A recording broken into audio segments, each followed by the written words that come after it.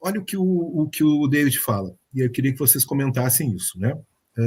O Lee, ele mata o vilão acidentalmente, né? E o Stoddard, ao contrário, recebe o crédito pelo trabalho de outra pessoa, que é o John Wayne, né, Dad? E aí ele fala o seguinte: ambos são assombrados pela vergonha privada ao se tornarem heróis políticos. Consegue ver essa aproximação que o David faz entre os dois personagens?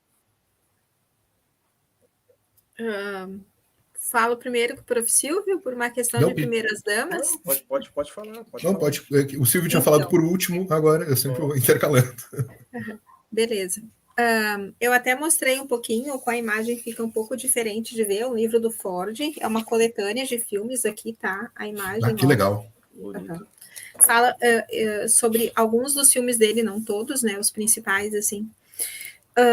E uma das coisas que ele faz de aproximação, não todas, assim, ele trabalha muito com a questão da lei, ele é uma outra figura, ele se tornou a personagem no filme, ele se tornou um jornalista para tentar combater pela força da lei e da palavra, porque ele não tinha a questão da força física, nem esse tônus mental de ser um lutador e um herói como era sempre John Wayne, aquelas pessoas mais ligadas ao selvagem, ao lado selvagem do homem ligado às armas, e ele não tinha isso, ele era um intelectual, ele criou um jornal na cidade e através da palavra dele escrita, ele conseguiu fazer toda uma modificação até enfrentar o bandido principal, assim, enfim, né, conseguir sair vencedor daquilo ali, acabou entrando para a política, isso é fundamental, assim, ele entrou através desse ganho na cidade, de um cargo votado por isso, de convencer as pessoas que a luta armada e a violência não poderia ser permitida e continuada.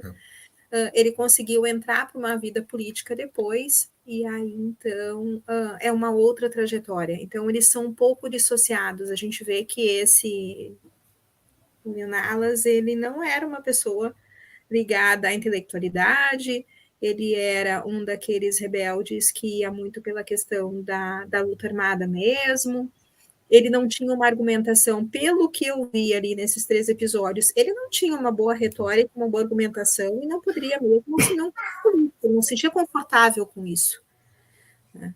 Mas ele assumiu aquele papel ali como figura, era um emblema. Né? A questão do mito, ela passa muito pela religiosidade, e a questão de Bajor estar focada nessa religiosidade nos profetas, é que construiu esse ideário, essa imagem toda desse homem, que era um herói, né, sancionado por todos, assim, e visto. A questão da religiosidade é algo assim, ó, que está ligado à própria palavra mito, né, a própria palavra lenda, a palavra herói está muito ligado à ideia de mundo, de como as pessoas percebem o mundo pelo imaginário de uma religiosidade, muitas vezes. E isso é extremamente perigoso, porque isso pode ser extremamente manipulável. Então, ele me pareceu uma personagem que eu não gostaria de ver continuando, não, porque ele era neutro. Ele não tinha uma voz ativa intelectual, ele não tinha nenhuma força física que demonstrasse alguma coisa nesse sentido. Com certeza o filme se aproxima nisso. São homens que têm uma carga de peso, mas ambos lidaram com isso de maneira diferenciada. Eu acredito que talvez essa inspiração, né, foi criada, mas dando um outro caráter, justamente pelo caráter religioso de Bajor. Então, tinha que dar uma outra conotação para esse herói aí, nesse sentido. Mas é um filme maravilhoso, a própria história do Nenalas também é incrível nesse sentido. Com a redenção dele, né, o momento em que ele se tornou aquele herói que todos diziam que tinha sido e consagrou ele como mito. Né? Ainda mais salvando o emissário, como disse bem o prof. Silvio, retratou muito bem isso. Ele salvou o emissário. O que é coisa maior que essa? Ele tem um lugar num nicho ali, num pequeno altar em Bajor, que é o de figura máxima, assim, de uma pessoa que conseguiu salvar o mundo. Né? É isso.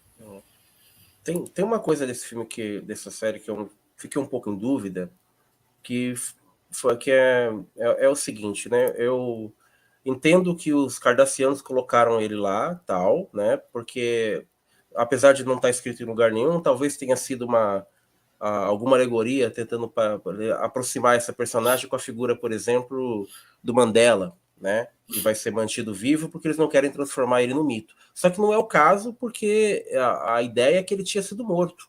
Então, o que eu não entendi, e até agora eu não entendi, não sei se eu pesquei durante a série, durante os episódios, por que que os Cardassianos mantiveram esse cara vivo? Por que eles não Não, isso, mataram ele? eu Isso pensei eu não nisso também. entendi. E principalmente por ele ter assassinado um Ghoul. É, Certamente eles teriam executado ele, né?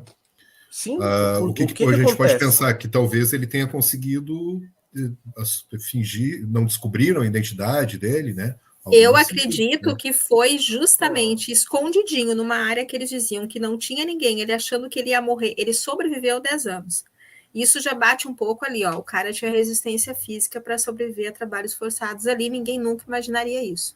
Mas Mas ele assim, é estranho sobreviveu que... com certeza porque todos apoiavam. Ele foi escondido, porque se achassem realmente o corpo desse cara morto, aí ele ia ser o grande mito. Então, enquanto você deixa vivo, escondidinho, sob controle, sobre a mira, que ninguém sabe que ele está ali, tá beleza. Ele não contava que os outros bajorianos fossem pegar o brinco, mandar para uma mensagem, protegê-lo. Eu não duvido que muitos faziam o que várias pessoas faziam num campo de concentração. Eles provavelmente deveriam até dividir as rações deles em porções menores para que ele tivesse uma ração um pouco maior e sobrevivesse. Porque não é fácil você resistir. E tem um detalhe que passa muito rápido, que quando aquela alienígena, né, traz o brinco para o Quark, foi um cardassiano que mandou o brinco por ela. Fazia parte do plano. Olha que interessante isso.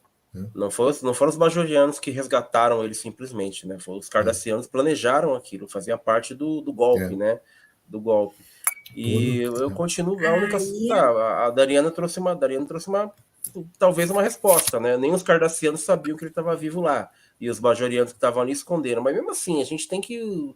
A suspensão de descrença tem que ser, né? Tem que estar lá em Sem cima dúvida. pra gente imaginar que os cardassianos dentro do campo de concentração não sabem quem são os prisioneiros que estão ali, né? Então, o porquê desse pessoal Aí eu preciso citar uma frase bem no início do episódio 1, tem uma frase que diz que o Quark estava conversando com o Odo, depois fala com o On e diz assim para o On, de vez em quando você pode simular ou deixar que exista a paz. Declare a paz, digamos assim. Isso vai confundir o inimigo. É uma regra de aquisição que eles falam. Isso, depois a gente vai discutir essa regra também. Só que essa regra de aquisição, ela tem muito mais em conta. O fato de você simular, assim como o líder bajoriano, nossa, do governo provisório, aquela pessoa muito querida, e depois se demonstrou assim como o arqui-inimigo de todos, criando o círculo. Então, se você